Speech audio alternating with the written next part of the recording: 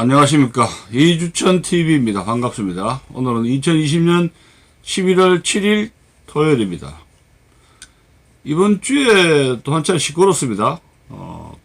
문재인 대통령 비서실장 노영민 씨가 국회에서 망언을 해가지고 상당히 지금 언론하고 지금 시민단체에서 지금 부글부글 지금 끓고 있습니다. 예, 사건은 11월 4일입니다. 11월 4일날, 국회 운영위원회에서 이제 청와대 국정감사를 해야 되기 때문에 아마 비서실장을 불렀던 모양인데, 오전에 이제 이리저리 이야기 하다가, 광화문 집회 주최자 측을 가리켜가지고, 살인자라고 맹비난했고, 또 이제 더 나아가가지고, 서울광장 집회를 계기로 해가지고, 코로나 바이러스가 재확산되고 사망자까지 발생했다.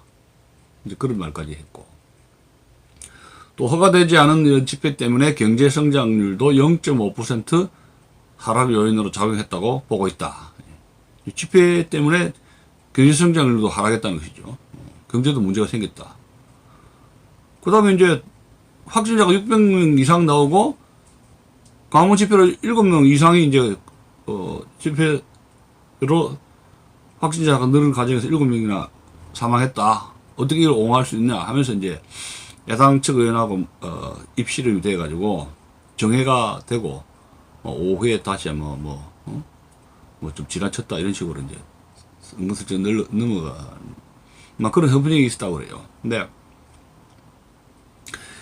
이 노영민 씨가 청주 출신이죠. 청주고 나오고 전 국회의원하고 이제 주중 대사를 역임을 했는데, 중국에서도 뻔한 거 아닙니까? 중국 공산당 눈치만 보면서 제대로 우리나라 국익을 위해서 제대로 똑부러진 발언을 했겠어요? 뻔할 뻔치 아닙니까? 근데, 이렇게 근데 비서실장으로서의 자신의 분수를 모르는 것 같아요. 대통령을 잘 보좌를 해야 되는데, 현명하게, 입조심하면서, 국민을 섬기면서 해야 되는데, 완전히 이거는 완장찬 권력을 가진 자의 청와대 비서실장 몇 년 할 거라고 저렇게 오만합니까? 권력을 가진 자의 오만의 극치를 그대로 보여줬다는 거 하나 있고, 청와대 그룹들이 그렇잖아요, 지금. 그러니까 나라를 말아먹는 거 아닙니까? 그 다음에, 국민이 지금 촛불 국민하고 태극 국민하고 이제 양분화돼 버렸네, 대한민국이. 이 미국도 그렇지 않습니까? 트럼프 쪽하고 이제 바이든 쪽하고 공화당파, 민주당파로 양분이 돼가 심각한 국민 분열인데, 우리나라도 거기에 못지않게 지금 분열되어 있는데, 정치 권력을 가진 사람이면 이걸 어떻게 융화를 해가지고 통합하려는 고민이 있어야 되는데, 전혀 그게 아니에요. 촛불 국민만 국민이고, 자기들 지지를 하니까, 맹목적으로. 그 다음에 조금 바른 말하고 옳게 가라고 이렇게 하는 항의하고 이런 프로테스탄트들. 그런 사람들은 국민이 아니오시다요. 더 편을 가릅니다. 더 분열시키고, 더 자기 반대파를 어떻게 합니까? 살인자로 딱지를 찍혀버렸다, 이게. 무시무시한 이야기입니다. 그게 언론은 그대로 나가고 있지 않습니까? 자, 그러면 한번 이 노 비서실장이 한 네 가지 문제인데, 첫째, 조목조목 한번 따져봅시다. 살인자가 있습니다. 태극 집회 참가자 살인자다. 집회 참가 살인자다. 집회 주도한 사람이 참가한 사람이네. 태극 집회 참가자 살인자다. 자, 그런데 2017년부터 박근혜 대통령 탄핵 과정에서 지금까지 태극기를 든 애국 시민들이 주최측이든지 어쨌든 간에 태극기만 들었지 그 위에 들은 게 뭡니까? 경찰 공권력에 대해서 항의하고 태극기를 들고 흔들었죠. 시가행진하고. 돌멩이를 들었습니까? 강목을 들었습니까? 80년대처럼. 화염병을 들었습니까? 미국처럼 총으로 자기 무장을 했습니까? 시칼 있어요. 짱돌 있었습니까? 깨진 벽돌을 던졌습니까? 오히려 너무 평화적이었죠. 너무 평화적이었어요. 굉장히 평화적이었습니다. 그렇기 때문에 3.10 집회 때 5명입니까?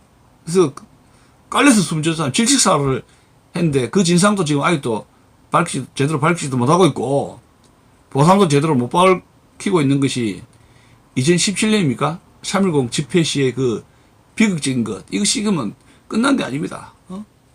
그렇게 한이 맺혀 있는데도 태극기 집회에 참가한 사람들을 살인자라고 매도를 하니 이거 해도 정도권 해야 되는 거 아닙니까? 예? 그러면 두 번째, 경제성장 하락이 집회 때문이다 하고 이야기를 했습니다. 경제성장 0.5% 하락됐다고 보고 있다 이렇게 이야기했는데, 경제성장 하락하고 대구 집회하고 바로 대구 집회하고 무슨 연관이 있는지 모르겠어요. 경제가 언제 망가졌습니까? 코로나 코로나 사태 이전에 이미 나라를 망쳤지 않습니까? 2년 동안에. 예? 그 코로나 집회 때도 마찬가지입니다. 과도한 그 방역 조치를 해가지고 경제가 얼어붙어가지고 난리가 났고, 커피숍도 문 닫게 하고 말이죠. 난리가 났고. 네. 테니스도 못 치겠어요. 멀쩡한 테니스도. 네. 코로나 사태 이전에 이미 정부가 과도하게 시장에 개입했고, 이 주사과 정부가 경제 원론을 제대로 읽지 않은 사람들이 수두룩하지 않습니까? 네? 시장이 과다하게 개입하고, 또 이건희 회장을 비롯해가지고, 이건희 전 회장하고 또 이재용 회장이죠. 과도하게 검찰을 통해가지고 기업 손보기 정책으로 해가지고 기업 활동을 완전히 위축시켰지 않습니까? 오죽하면 이재용 삼성 회장이 대국민 호소문을 발표를 했지 않습니까? 그 삼성을 죽여서 어찌 가겠다는 거예요. 네? 이 과도한 시장 개입과 기업 손보기 정책으로 이미 경제가 코로나 사태 이제는 망가졌어요. 그런 인식이 보편적인 이 우리나라 사람들의 인식입니다. 언론의 인식입니다. 또 올해도 과도하게 부동산 시장에 개입해가지고 오히려 부동산 시장을 망쳐놓고 세금만 더 많게 나오게 하고 있지 않습니까? 그 재작년부터 또 이런 그 탈원전 정책, 멀쩡한 세계 경쟁률 1, 2, 3등을 자랑하는 원전 발전소, 그 기술을 갖다가 멀쩡하게 해체를 시켜가지고 실업을 가중시키죠. 이 원전 기술이 중공이라든가 이런 데 지금 굉장히 유출되고 있지 않습니까? 30년 동안 고생한 원전 기술이. 그래서 에너지난을 자초하고 있죠. 석탄이라든가 석유라든가 이런 천연가스, 이 태양광, 이게 다시 이제 환경을 오염시키는 물질들인데, 석탄, 석유, 천연가스들. 그러니까 오히려 환경오염이 더 강화되고 에너지난을 자초하고 있는 것이 문재인 정부다 이런 얘기예요. 경제성장 하락의 근본 원인은 문재인 정부의 경제정책 실패 때문이라는 이야기입니다. 태극기 집회에서 8월때 태극기 집회에 모여서 경제성장 하락이라는 건 말도 안 되는 이야기죠. 또 세 번째, 8.15 집회로 7명 사망까지 연결되었다? 코로나 집회로 8.15 집회로 코로나가 재확산돼가지고 사망자 7명 이상이 나왔다? 이거요, 과학적으로 확실한 근거를 가지고 밝혀야 됩니다. 8.15 집회 때 이 코로나가 확산되었다는 것도 뭐 음성이다 뭐다 해가지고 막 이렇게 언론 플레이 하는데, 이것도 정확하게 밝혀져야 되고, 이런 루머도. 사망자가 7명이나 나왔다. 이건 정말 수사해야 될, 과학적으로 정말 밝혀져야 합니다. 이 경제 파탄하고 실정의 책임을 태극기 집회를 주도한 시민들에게 이제 이 뒤집어 씌우는 것으로 이제 국민들에게 눈가름식으로 속이려 하는 수작인데, 이건 아주 굉장히 야비한 이야기입니다. 이 코로나 확산의 책임을 과거에 지난번에 언론 플레이를 통해 가지고 특정 종교단체에 갖다 붙이면서 재미를 붙였지 않습니까? 국민들이 책도 별로 안 읽으니까 KBS, MBC, YTN 그것만 텔레나 보고 그런 가부다 하고 끄떡끄떡 하지 않습니까? 이 권력이 언론만 장악하면 국민들 속이는 거는 식은 죽먹기예요. 지금 언론 플레이로 그렇게 국민들을 다수를 많이 속이고 있지 않습니까? 그래서 재미를 좀 봤어요. 그래서 근데 이렇게 속이는 것이 나중에 다 탄로가 납니다. 근데 이거는 언론 플레이를 통해서 국민을 속이려고 하는 것은, 코로나의 진상을 덮으려고 하는 것은 굉장히 비열하고 야비한 수작으로서 공직자의 참된 도리가 아닌 것입니다. 지난번에 태풍으로 태양광이 아주 풍지박살 났는데 언론에 한 건 보도가 안 됐지 않습니까? 태양광이 박살 났지 않습니까? 원전으로 그렇게 실업자들이 많은 것도 한 건 보도가 안 돼 있고 태극 집회만 잡들이를 하고 있어요. 그 언론을 통해서 이렇게 하니까 뭣도 모르고 TV만 보는 국민들은 속는 거죠. 그러나 이 진실은 이 손바닥으로 해를 가릴 수가 없는 것이죠. 그 다음에 또 흥분한 노영민 실장은 태극 집회가 바로 태극 집회가 불법이었다. 불법 집회를 옹호한다 해가지고 야당과 입씨름을 했는데 불법? 법 되게 좋아합니다. 법 취지를 누가 훼손했습니까? 8.15 집회를 불법 집회로 강조했는데 이거는 헌법에 보장된 표현과 집회 결사의 자유를 훼손한 겁니다. 그 코로나를 핑계댄 것이죠. 코로나 핑계로 주사파 독재를 한 거예요. 코로나 핑계로. 특히 그날 8월 15일 날 경찰 차벽이 과도하게 이렇게 브로케이드를 하면서 행정권 남용을 했고 이렇게 밀집을 하면서 새머리식으로 해가지고 하는 것이 오히려 감염 위험을 높일 수도 있었다는 것이 지적이 있었습니다. 제가 이 자리에서 국민 여러분들에게 묻고 싶은 것이 그동안 3년 동안에 문재인 정부가 들어선 이후에 법치주의를 훼손한 측이 국민입니까? 문재인 정부입니까? 저는 묻고 싶어요. 특히 문재인 대통령 이 법률 위반을 고사하고 헌법 위반을 통해서 이 탄핵감입니다. 이 헌법 위반 사례가 차고 넘친다는 이야기요. 헌법 위반 사례가 너무 많아서 탄핵의 사유는 차고 넘칩니다. 법치주의를 완전히 훼손했습니다. 사법부를 완전히 지금 쭈물탕을 놓지 않습니까? 사법부를 쭈물탕을 놓지요. 국회도 지금 꼼짝을 못하게 이렇게 하고 있지 않습니까? 국회 이렇게 지금 마음대로 하고 있죠. 다수당 행포가 있죠. 사법부를 통해서 법무부 장관을 통해서 사법부 판사들 완전히 지금 소나기에서 막 쥐고 흔들리지 않습니까? 이게 과거 히틀러가 했던 술법이 사법부를 쥐어짜가지고 나치 독재로 간 게 그 독일의 유명한 히틀러 독재 아닙니까? 지금 그런 식으로 가고 있지 않습니까? 상권분립을 훼손한 게 누구예요? 법치주의를 훼손한 게 누구예요? 선량한 국민들입니까? 태극기를 집회 때 가서 나라 살려달라고 울부짖는, 애국가를 부르는 울부짖는 태극기 국민들입니까? 문재인 주사파 정부입니까? 국민들이 이제 판단을 하셔야 됩니다. 문재인의 헌법 위반 사례 두 가지만 제가 말씀드리겠습니다.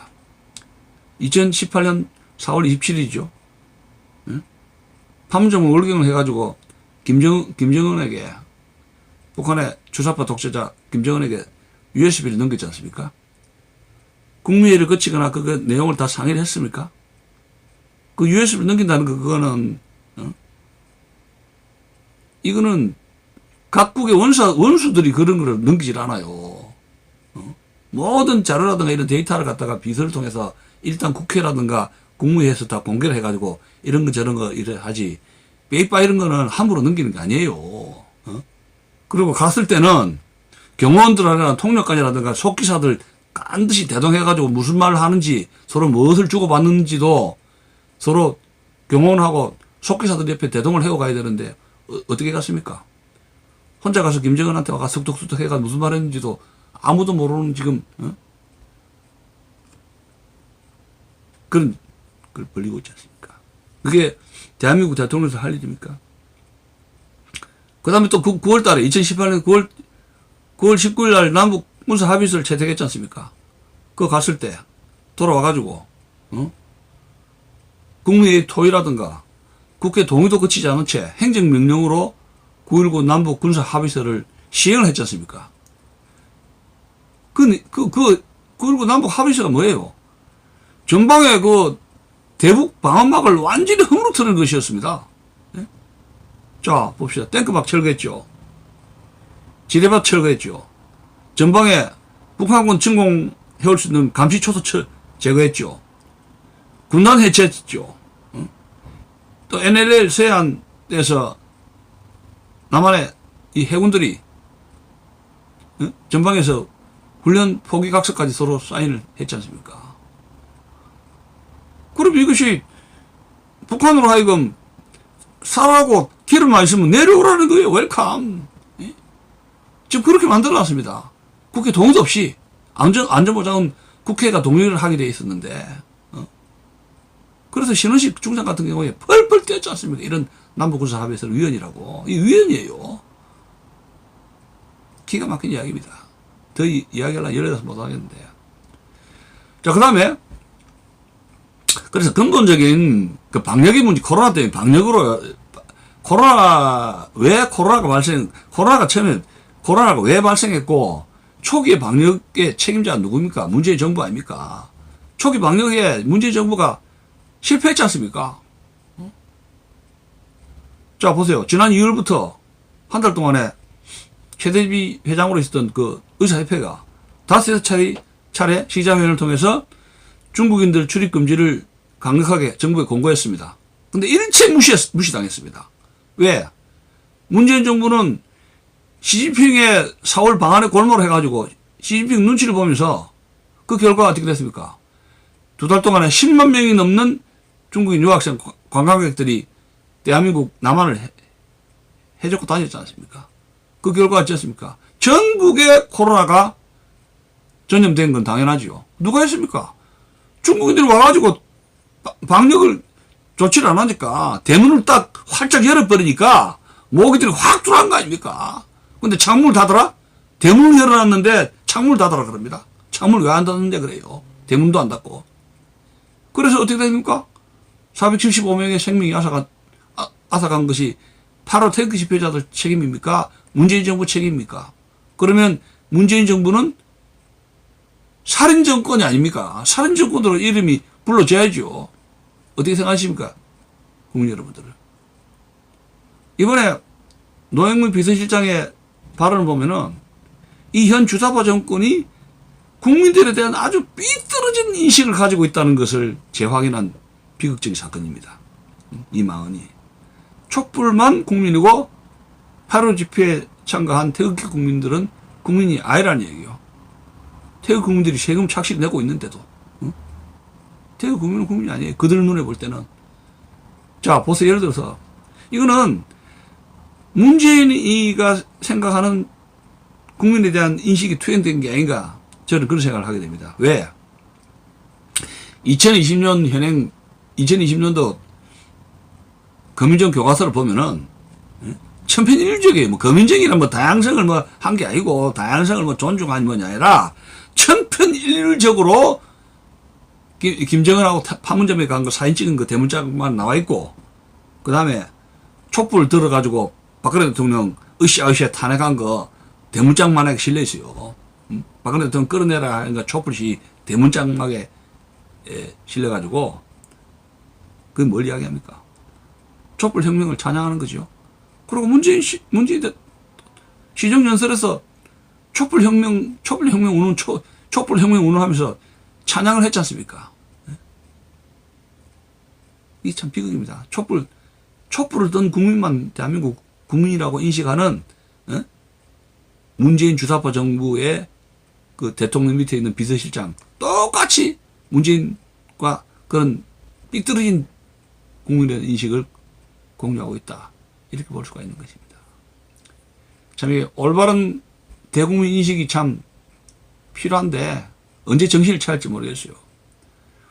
오해 이제 난리가 나니까 노영민 비서실장이 이제 사과를 하는 척 너무 지나쳤다. 표현이 지나쳤다는 식으로 이제 이렇게 얼버무렸는데 전혀 이건 men평이지 진정성이 결여되어 있습니다. 왜?